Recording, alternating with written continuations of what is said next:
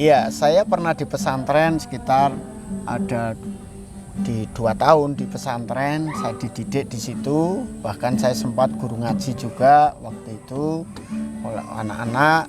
Dan puji Tuhan, saya ikut Tuhan Yesus dan akhirnya saya ditolak keluarga. Saya harus pergi dari rumah. Ya, ini jemaat kita latar belakang bukan hanya separuh, tapi seluruhnya. Kalau yang 2 itu dulu dari Katolik kalau ya. Yang ada yang selainnya itu semua dari Muslim semua.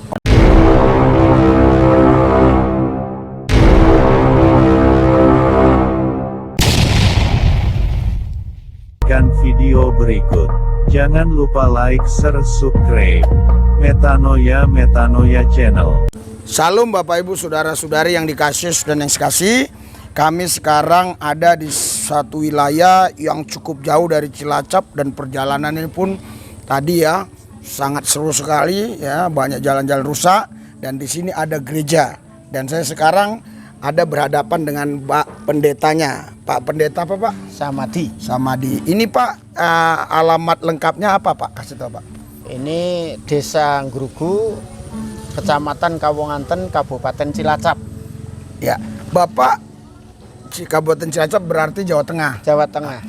Bapak bisa percaya Yesus dulu syarat singkatnya gimana Pak, cerita Pak? Saya berjumpa dengan Yesus secara pribadi. Iya, saya pernah di pesantren sekitar ada di 2 tahun di pesantren. Saya dididik di situ, bahkan saya sempat guru ngaji juga waktu itu oleh anak-anak. Dan puji Tuhan, saya ikut Tuhan Yesus dan akhirnya saya ditolak keluarga. Saya harus pergi dari rumah dan ditantang oleh bapak saya kalau tetap percaya Yesus harus keluar dari rumah karena saya harus milih antara bapak dan Tuhan Yesus. Tapi puji Tuhan, iman kami tidak goyah. Saya percaya Tuhan Yesus dan akhirnya saya pergi dari rumah itu. Dan adik-adik saya juga menolak semua pada waktu itu, tidak boleh. Akhirnya saya pergi dan kami sekolah Alkitab. Sudah berapa tahun Pak Bapak percaya Yesus dan keluarga? Sudah berapa persen yang ikut Yesus Pak? Puji Tuhan, saya sejak tahun 90 percaya Tuhan Yesus. Dan sampai hari ini adik saya sudah jadi pendeta juga. Dan orang tua saya sudah semua percaya Tuhan Yesus. Kakek nenek saya dan tante saya, seluruh keluarga sudah percaya Tuhan Yesus semua. Nah, terus Bapak bisa dirikan gereja di sini, awal mulanya gimana Pak? Saya puji Tuhan, saya diutus Tuhan untuk penginjilan di daerah ini. Dan puji Tuhan, sekitar 6 tahun yang lalu saya masuk dan puji Tuhan banyak yang percaya Tuhan Yesus karena banyak mujizat kesembuhan di tempat ini. Yang sakit disembuhkan, yang tidak bisa jalan pada waktu itu berjalan. Akhirnya sampai kami ibadah di satu jemaat, yaitu di tengah-tengah kali ada 2 kali di situ atau sungai. Di tengah-tengahnya itu didirikan rumah numpang. Jemaat itu numpang tanah dari pemerintah. Di situ gubuk dan waktu itu kita bergumul karena Natal sudah penuh. Pada waktu itu kami bergumul untuk punya tempat dan kami bergumul dan akhirnya Tuhan kasih tempat ini dengan harga 60 juta. Ya, sama ada rumahnya. Ini rumah baru dulu, baru dibangun, ditawarkan kita dan oleh anugerah Tuhan pada waktu itu Tuhan utus seorang anak Tuhan dan akhirnya membelikan ini sampai hari ini untuk ibadah. Saya dengar kabarnya tadi Pak, hampir separuh ini latar belakangnya dari Muslim Pak ya? Iya, ini jemaat kita latar belakang bukan hanya separuh, tapi seluruhnya. Kalau yang 2 itu dulu dari Katolik kalau ya. Yang ada yang selainnya itu semua dari Muslim semua. Oh begitu Pak? Iya, dari Muslim semua yang bertobat kepada Tuhan Yesus. Oh Pak, ini rencana Bapak, ini mau Bapak apain ini? Rencana dulu lah. Ya, kami punya kerinduan rencana ini kita akan uruk karena ini belum bangun. Lalu kita uruk, lalu kita akan dirikan, kita akan pagar, dipagari dan kita biar dilihat Pak. Punya kerinduan penampungan orang-orang stres Pak. Oh, orang-orang di Cilacap banyak orang stres dan puji Tuhan dulu basic saya ketika pelayanan di gereja itu ada seorang pendeta yang pada waktu itu nampung orang-orang stres Pak. Dan banyak jiwa yang disembuhkan pada waktu itu. Dan puluhan bahkan ratusan waktu itu yang disembuhkan Tuhan. Saya melihat dengan kepala mata saya sendiri, dan disitulah saya kerinduannya seperti itu, Pak. Di daerah ini kita akan pagar, nanti kita sudah punya yayasan yang menaungi, dan kita mau bergerak, ini kita akan pagar, lalu kita dirikan rumah untuk anak-anak orang-orang stres, Pak. Iya. Saudara, Bapak Ibu sekalian, kita lihat ya bagaimana jalan mau menuju gereja ini. Ayo, Pak. Ya, ini jalan mau menuju gereja ini jalannya parah sekali ya.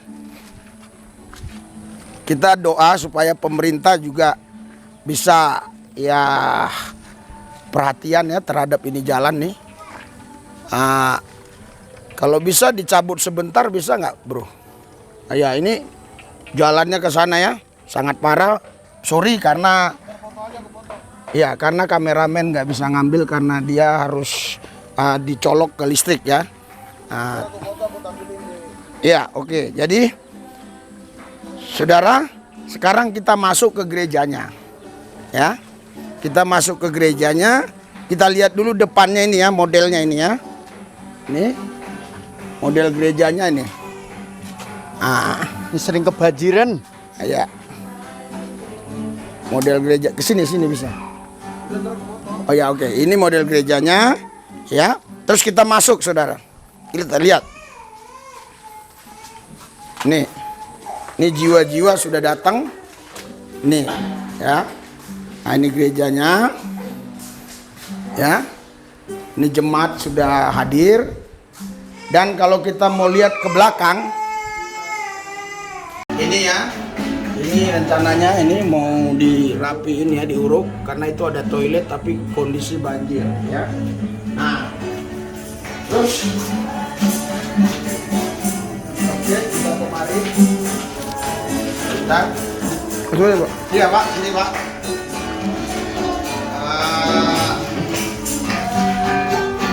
Terus saya dengar nih banyak orang-orang yang dulu yang nggak percaya Yesus dari Islam ya ikut Tuhan ya.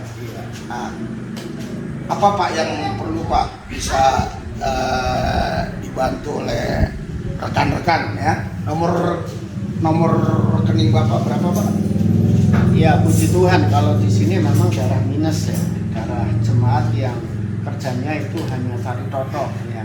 Cari toto itu towe yang terang ya, ada di sungai, di lautan sana ada laut, dan memang secara ekonomi sangat minus di sini. Makanya saya juga nggak ambil persembahan untuk pelayan di sini, untuk kas, dan sering untuk membantu, sedikit membantu cuma kalau ada sakit dan sebagainya. Dan di sini pernah ada yang sakit tidak punya BPJS di sini ya, ada 2 keluarga waktu itu kena BPJS dan memang biayanya mahal, tapi semua kalau pelayanan di desa kayak gini ya pendeta, larinya ke pendeta. Tapi puji Tuhan selalu ada anugerah Tuhan dan dicukupkan Tuhan ya, sehingga menjadi kesaksian bahwa orang yang percaya Tuhan itu ada jalan keluar ketika ada kesulitan. Itu yang membawa masyarakat di sini itu selalu simpati kepada orang, dan sering kita memang peduli dengan lingkungan ini. Kemarin banjir, kita juga membagi sembako kepada lingkungan. Ya, kita selalu ambil bagian untuk apa? Jalan diperbagi, kita juga ambil bagian untuk terlibat di dalam. Iya, Pak. Saya percaya para pendengar ini pasti ada yang digerakkan Tuhan hatinya untuk mendukung Bapak di sini. Nomor rekening Bapak berapa? Iya, kalau ada Bapak yang peduli dengan keadaan ini dan program kami yang ada di sini yang sudah saya utarakan tadi, bisa kirim ke 89 300 95 908 atas nama Samadi. Ya. Iya, saudara Bapak sekalian, berapapun yang Anda bisa dukung ya, 50.000, 100.000, 1 juta dan yang lainnya. 50.000 pun kalau Anda ngasih dengan tulus ya, itu sangat luar biasa. Tuhan pasti balaskan lipat kali ganda. Janda yang miskin itu dia memberi paling banyak bukan karena jumlah, tapi karena segitulah uangnya. Dia kasih semua. Makanya Tuhan Yesus bilang dia yang paling banyak. Saya mau berdoa buat semua saudara dimanapun saudara berada, di Indonesia, di mancanegara. Tuhan Yesus berkati mereka semua yang melihat ini, yang mendengar kabar tentang di sini, jamah mereka urapi, berkati mereka, jadikan mereka saluran berkat, biar mereka makin hari diberkati Tuhan. Sehingga tempat ini sekali waktu kami kemari sudah lebih baik lagi. Terima kasih Tuhan, dalam nama Yesus kami berdoa. Haleluya. Amin.